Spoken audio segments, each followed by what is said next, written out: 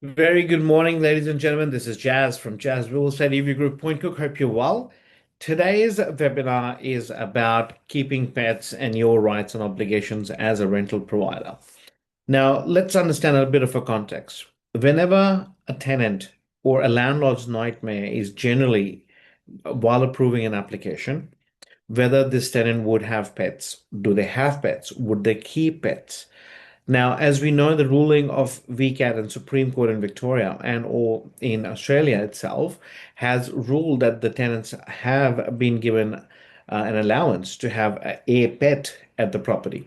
Now, the reason I'm saying and emphasizing on a pet is the a lot of the VCAT and other tribunal cases have ruled out and have specifically advised that the ruling itself is and the plural has been eliminated for a reason.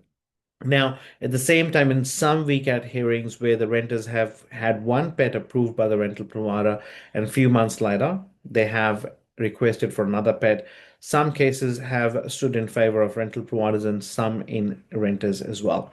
So, in most cases, the renters have been given consent to have a pet at the rental premises. And today we will be talking about the context as well. Now, unlike many other tests where VCAT must consider tests against the vulnerability of the rental provider and or the reasoning the rental providers provide in different sections of the Act, where the rental provider have got a right for the VCAT to consider those tests and consider whether reasonable and proportionate to have the matter in favor of rental provider or the renter. In the section where it's about the pets, the VCAT definitely makes a decision based on the discretion. Now, many of the cases, there's not many available, but I will be sending the matters or perhaps the past case laws and the matters referencing, which are related to pet related VCAT escalations for yourself to read through the case laws as well to have better understanding as well. Now, based on the analysis and the data digging we've done, we could not find many cases where the rental provider was awarded the right to have the request from the pets or request from the renters have revoked as well, or perhaps decline or deny. Most of the cases, renters were given consent. There were some cases where there was a German Shepherd was to be kept in an apartment where the rental provider mentioned the space for a German Shepherd was not enough in the apartment itself, was still given renters a go ahead to have a German Shepherd in a one bedroom apartment. So, in some cases where we have heard that rental providers have advised that they have pet allergy or perhaps allergy from the pet hair and it would probably harm them as they have plans to move back into the property as well has been declined by VCAT on different grounds. Some of the times there has been things put in place where the renters were advised to fumigate the property and provide the professional cleaning to a certain degree where it is acceptable by the rental provider.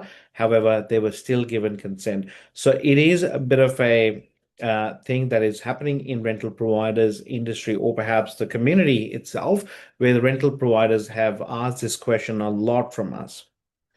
On what grounds can you actually decline a request? Now, you can decline a request and you can provide any reasoning. Now, thereafter, there's no set law that provides you a guideline to decline an application from a renter. The renter must provide a form which is prescribed by Consumer Affairs Victoria to provide a request in writing or seek consent in writing from a rental provider to be able to have pets on premises, on the rental premises. Now, the rental provider can provide their consent or perhaps decline. The renter can either apply for VCAT. However, there's some changes that have come through where if a rental provider declines a request, the rental provider within the 14 days time must apply with VCAT to get an order for not allowing the renter to have pets in the premises.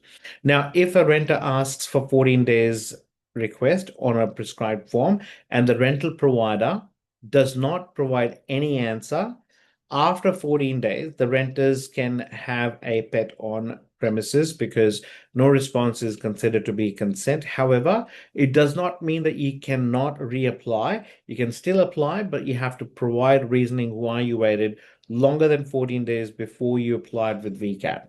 So it is a situation where you might have to respond either consenting the renter or perhaps put in different rules and regulations in place while giving approval. For an example, you might be able to advise the renter to have the pets outside the premises, perhaps in the backyard or in a courtyard and not inside the premises, where you're trying to be reasonable at the same time, not declining the request.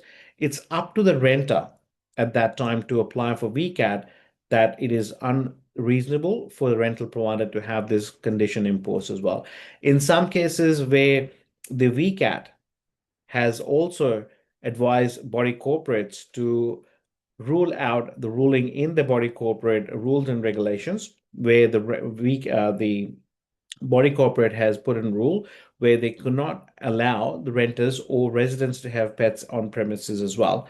There is a case law which I've also sent across to you via email. If you haven't received it, please let me know. We'll send you the full case law and understand how and what grounds we can actually advise the body corporate to have this rule struck out from their rules and regulations as well. So in much of a muchness, you would have to provide some sort of answer. You would have to provide some information to the renter why you're declining, and you must get a consent from VCAT. And then you have to advise VCAT why your test weighs out the renter's request.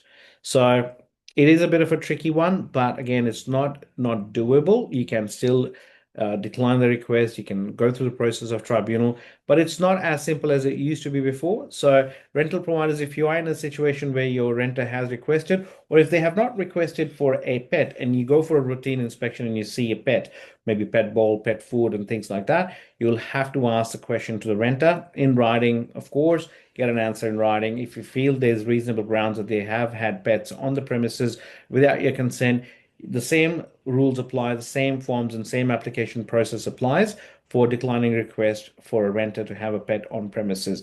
Now, if in that instance the VCAT does provide ruling in your favor, the renter does not remove the pet from premises, you will brief the renter and then issue a notice to vacate and have a compliance order or a possession order. But that's a lengthy process thereafter as well. So if you have any questions, let us know. We'd love to look after and help you with that situation as well. Take care, guys. Hope you like this information session. Very valuable. If you need more information, if you have any questions that you want us to send more content out, please send through your request, and we would love to dig out some information and some acts and legislation and find out what your rights and obligations are. Thank you so much. Take care.